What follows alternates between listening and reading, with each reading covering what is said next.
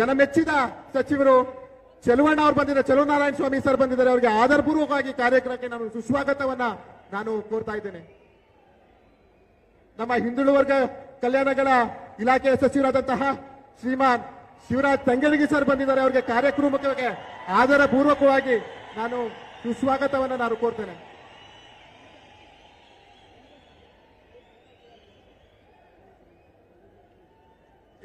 ನಮ್ಮ ಕೊಡಗು ಬಂಧುಗಳೇ, बोलो भारत माता की, कांग्रेस पार्टी की, सोनिया गांधी की, मल्लिकार्जुन खड़गे की, राहुल गांधी की, सिद्धरामैया की,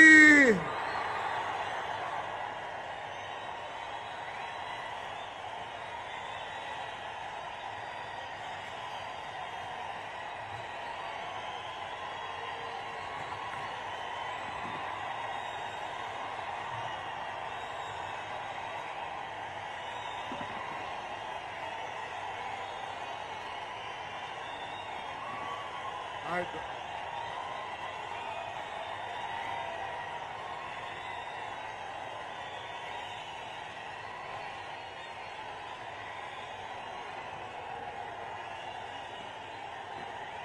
ಆಯ್ತು.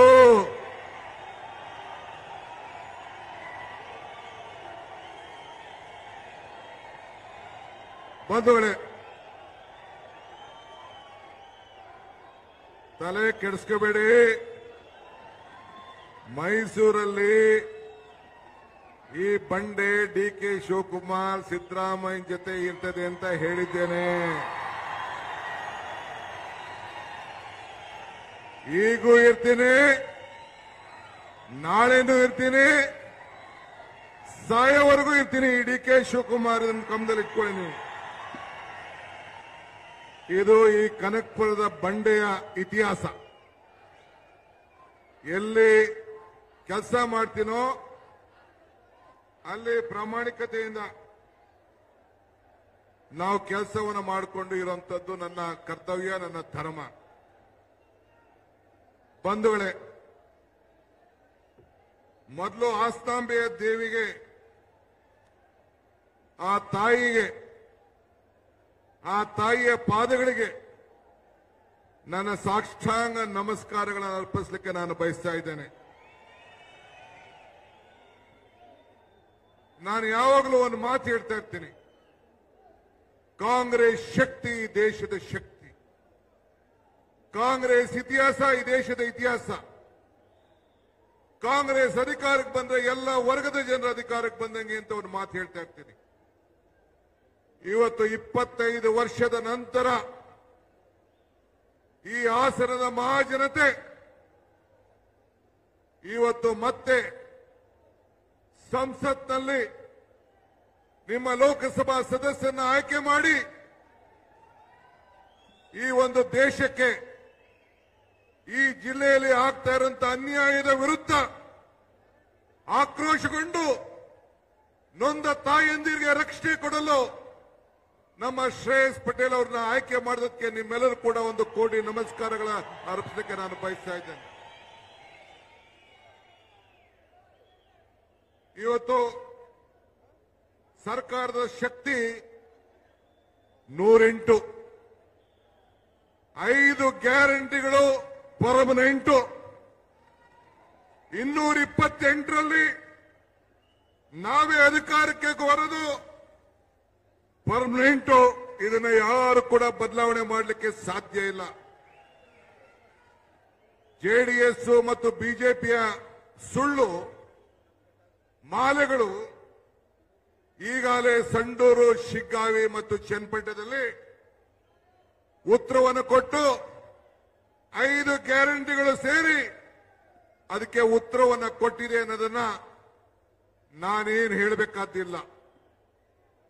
ಚುನಾವಣಾ ಸಂದರ್ಭದಲ್ಲಿ ಒಂದು ಮಾತು ಹೇಳಿದ್ದೆ, ಕಮಲ ಕೆರೆಯಲ್ಲಿದ್ದರೆ ಚಂದ,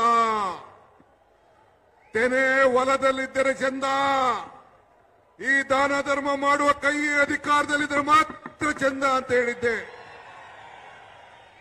ಈ ದಾನ ಧರ್ಮ ಮಾಡುವ ಕೈ ಅಧಿಕಾರದಲ್ಲಿದ್ದಕ್ಕೆ ಇವತ್ತು ಬಡವರ ಕಲ್ಯಾಣಕ್ಕೋಸ್ಕರ ಬಡವರಿಗೆ ಶಕ್ತಿ ತುಂಬಿ, ಆರ್ಥಿಕವಾದಂತ ಶಕ್ತಿ ತುಂಬಿ, ಬೆಲೆ ಏರಿಕೆಯಿಂದ ತತ್ತರಿಸಿದ್ದಂತ ಸಮಾಜಕ್ಕೆ ಧೈರ್ಯವನ್ನು ಕೊಟ್ಟು ಇವತ್ತು ಜನರ ಕಲ್ಯಾಣ ಸಂಕಲ್ಪವನ್ನು ಮಾಡಿ ನಮ್ಮ ಸ್ವಾಭಿಮಾನಿಯ ಸ್ನೇಹಿತರುಗಳು ನಾವೆಲ್ಲ ಸೇರಿ ಈ ರಾಜ್ಯಕ್ಕೆ ಒಂದು ಸಂದೇಶವನ್ನು ಕೊಟ್ಟು ರಾಮನಗರದಲ್ಲಿಗೆ 4 ಗೆದ್ದಿದ್ದೇವೆ.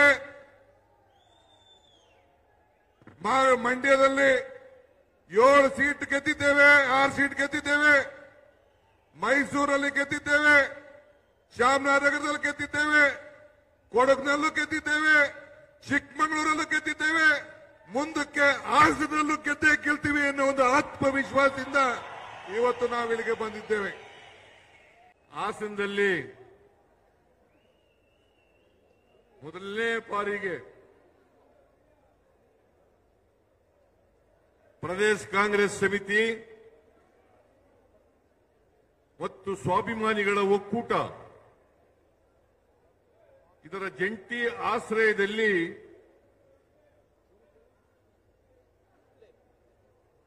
ಜನ ವಿಕಾಸ ಸಮಾವೇಶ ನಡೀತಾ ಇದೆ.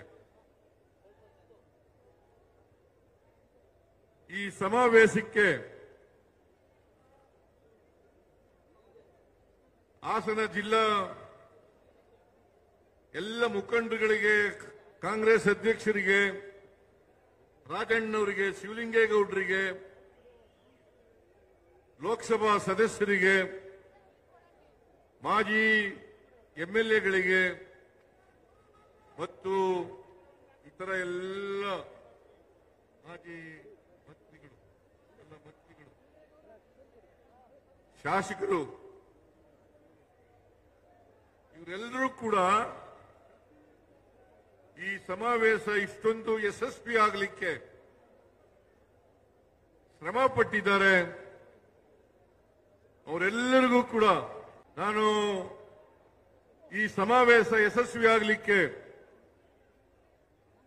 ದುಡಿದಿರ್ತಕ್ಕಂಥ ಎಲ್ಲ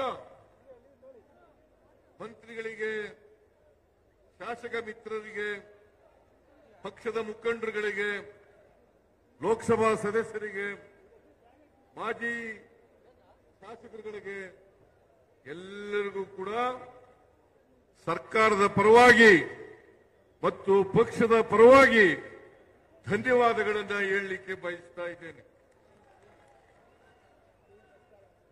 ಬಹುಶಃ ನನ್ನ 40 ವರ್ಷಗಳ ರಾಜಕೀಯ ಜೀವನದಲ್ಲಿ ಹಾಸನ ಜಿಲ್ಲೆನಲ್ಲಿ ಇಷ್ಟೊಂದು ದೊಡ್ಡ ಸಮಾವೇಶ ಆಗಿರಲಿಲ್ಲ.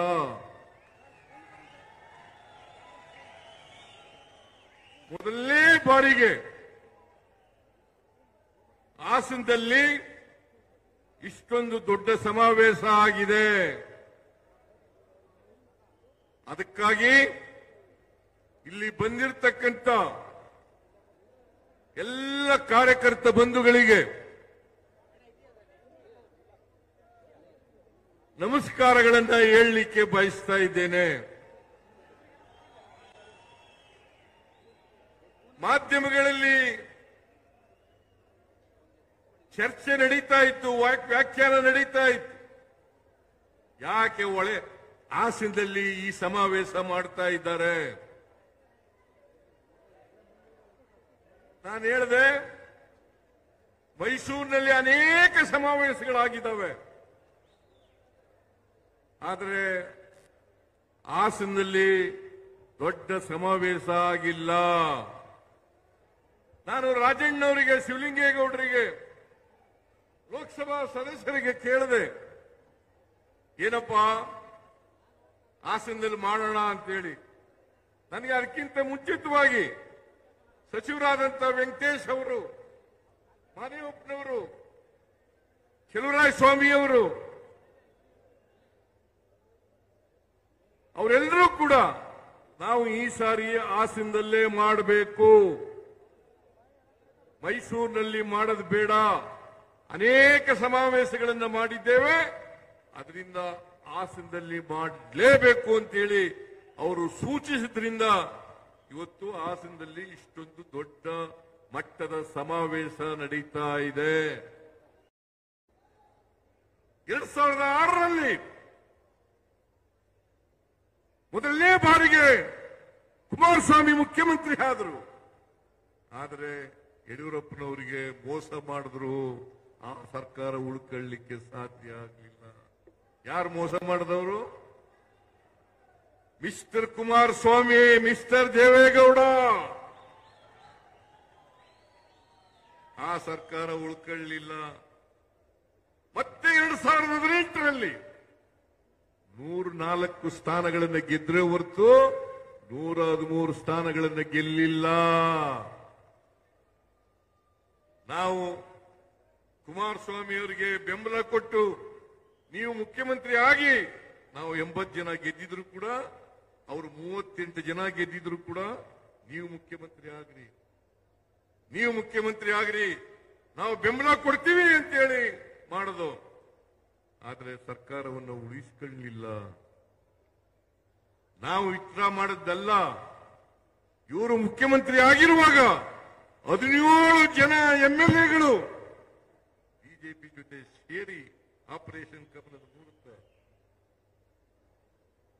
ಯಡಿಯೂರಪ್ಪ ಮುಖ್ಯಮಂತ್ರಿ ಆದರು. ಆಮೇಲೆ ಬಸವರಾಜ ಬೊಮ್ಮಾಯಿ ಮುಖ್ಯಮಂತ್ರಿ ಆದರು. ಇವರು ಯಾವತ್ತಾರು ಕೂಡ ಜೆಡಿಎಸ್ ಆಗಲಿ ಬಿಜೆಪಿ ಆಗಲಿ ಸುಭದ್ರ ಸರ್ಕಾರ ಕೊಟ್ಟಿದ್ದಾರ? ನೀವು ಇತಿಹಾಸವನ್ನ, ಕರ್ನಾಟಕದ ಇತಿಹಾಸವನ್ನ ನೋಡಬೇಕು. ಕಾಂಗ್ರೆಸ್ ಪಕ್ಷ ಯಾವಾಗ ಅಧಿಕಾರಕ್ಕೆ ಬಂದಿದೆ ಎಲ್ಲ ಕಾಲದಲ್ಲೂ ಕೂಡ ಸುಭದ್ರ ಸರ್ಕಾರವನ್ನು ಕೊಟ್ಟಿದೆ. ನೀವು ಯೋಚನೆ ಮಾಡಿ, ಈಗ ಬಿಜೆಪಿಗೆ ಜೆಡಿಎಸ್ಗೆ ಬೆಂಬಲಿಸಬೇಕಾ? ಅಧಿಕಾರ ಕೊಡಬೇಕಾ ಅವರಿಗೆ? ಅದರಿಂದ ಬಿಜೆಪಿ ಜೆಡಿಎಸ್ನವರ ಮಾತುಗಳನ್ನ ಕೇಳಕ್ ಹೋಗ್ಬೇಡಿ. ದಾರಿ ತಪ್ಪಿಸ್ತಕ್ಕಂಥ ಕೆಲಸವನ್ನ ಮಾಡ್ತಾರೆ, ದಾರಿ ತಪ್ಪಿಸ್ತಕ್ಕಂಥ ಕೆಲಸವನ್ನು ಮಾಡ್ತಾರೆ.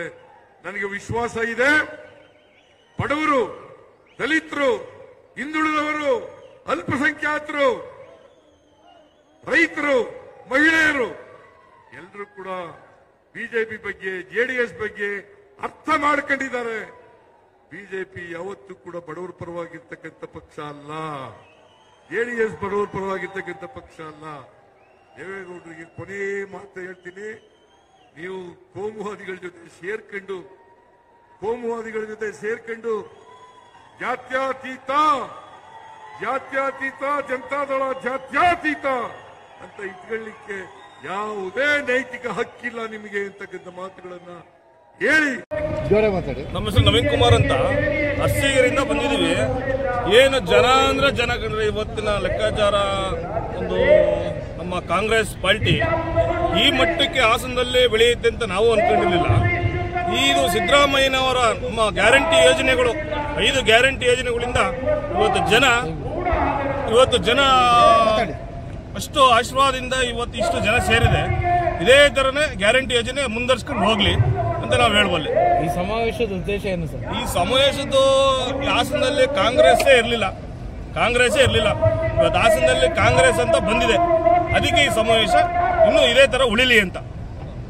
ಕಾಂಗ್ರೆಸ್ ಪಕ್ಷ ಗಟ್ಟಿತನ ನಮ್ಮ ಶಿವಲಿಂಗೇಗೌಡರು, ನಮ್ಮ ಶಿವರಾಮಣ್ಣವರು ಇವರೆಲ್ಲ ಹೋರಾಟದಿಂದ ಇವತ್ತು ಈ ಕಾಂಗ್ರೆಸ್ ಪಾರ್ಟಿ, ನಮ್ಮ ಡಿ ಕೆ ಸಾಹೇಬರು ಇವತ್ತು ಈ ಲೆಕ್ಕಾಚಾರಕ್ಕೆ ಇನ್ನೂ ಜಾಸ್ತಿ ಬೆಳೀಲಿ ಅಂತ ನಾವು ಹೇಳ್ತೀವಿ.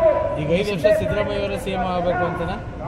ಅವರು 5 ವರ್ಷ ಅದು ಅವರೇ ಇರ್ತಾರೆ, ಅದು ಪಾರ್ಟಿ ಮಾತುಕತೆ. ಹೈಕಮಾಂಡ್ ನಾವೇನು ಹೇಳೋದು, ಹೈಕಮಾಂಡ್ ಏನ್ ತೀರ್ಮಾನ ಅದು ಪಾರ್ಟಿ ತೀರ್ಮಾನ. ನಿಮ್ಮ ಹೆಸರು? ನವೀನ್ ಅಂತ. ಕಾರ್ಯಕ್ರಮದ ಯಶಸ್ಸಿಗೆ ಶ್ರಮಿಸಿರ್ತಕ್ಕಂಥ ಎಲ್ಲ ಮುಖಂಡರು, ಹಿರಿಯರು, ಕಿರಿಯರು ಮತ್ತೆ ವಿಶೇಷವಾಗಿ ನಮ್ಮ ಹಾಸನ ಜಿಲ್ಲೆಯ ಎಲ್ಲ ಮುಖಂಡರು, ಲೋಕಸಭಾ ಸದಸ್ಯರ ನೇತೃತ್ವದಲ್ಲಿ ಎಲ್ಲ ಕಾರ್ಯಕ್ರಮ ಯಶಸ್ವಿಯಾಗಿದೆ. ಯಶಸ್ವಿಯಾಗಿರ್ತಕ್ಕಂಥ ಎಲ್ಲರೂ ಕೂಡ ಅಭಿನಂದನೆ ಸಲ್ಲಿಸ್ತೇವೆ.